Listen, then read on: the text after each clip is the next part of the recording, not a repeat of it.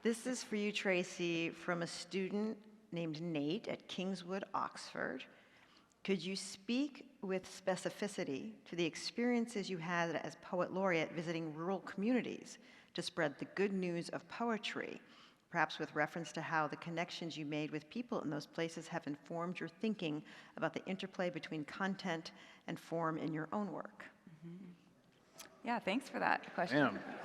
I think I'm going to be visiting your school sometime next year, Nate, actually. So I hope we'll get to talk about this in person. I was Poet Laureate during the Trump administration, and very eager to test out this theory that I have, that poetry puts us in a position of being very interested in what other people feel, see, think, and say. And it makes us very, very attentive and humble and trying to understand and empathize with them. You're reading a poem, and it's not going to meet you where you are necessarily. It's going to say, come with me this strange route, and I have something that will make this worthwhile. And so during a time when a lot of contentious, I don't even know if it's really discourse, but adrenalized conversation, outrage seemed to characterize our dialogue as a nation, I wanted to get out there and say, well, let's talk in this other way. And so I visited small communities. The shorthand that we often used was from Alaska to Louisiana, and would go into places like community centers or churches or detention centers, retirement facilities, and read a few of my own poems, but mostly read poems by other American poets, and say, let's talk about what you notice.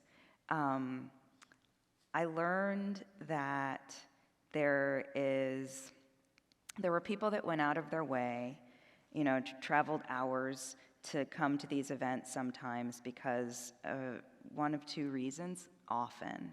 One, somebody said, my kids look like you, and there isn't a lot that affirms their position, their identity where we live, and so we wanted to come here and let them know that they could do something like this if they choose to.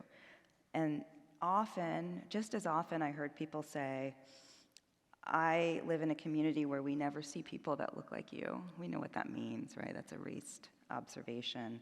And I came here hours away because I want my kids to be here in your presence and understand that lots of things happen when we cross lines of racial difference. These were communities where I knew sometimes my values or political ideas were not shared, but there was something so large about every one of these encounters. Somebody maybe was taking a risk because poetry scared them, and they wanted to get to the bottom of what this form is all about. And then they had some of the most beautiful insights about poems that taught me things about poems that I've loved for a long time. And sometimes when you're reading a poem that is relevant to social circumstances, you have an opportunity to talk about things like, well, what does it mean to be an immigrant in a community where nobody speaks your language and you don't feel welcome or seen? And through the vehicle of a poem, somebody might be able to say, gosh, well, I've been in a position of being lost, like the speaker in this poem, and I know how frightening that can be, and they made these huge, I would say, leaps of the imagination that contradicted everything that I would have imagined to be true in a community that was different from me in terms of values, voting patterns. And I felt so safe to be an American in that space, realizing we have this hugeness, and we just need more opportunities to dwell in that space together. So yeah, it changed my sense of, imagining others. It also changed my sense of why I believe poetry is important.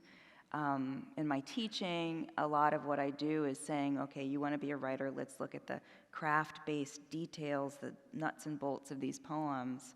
But I was reminded that we read poems because they help us live. They help us name and claim large, strange, messy feelings that we all have.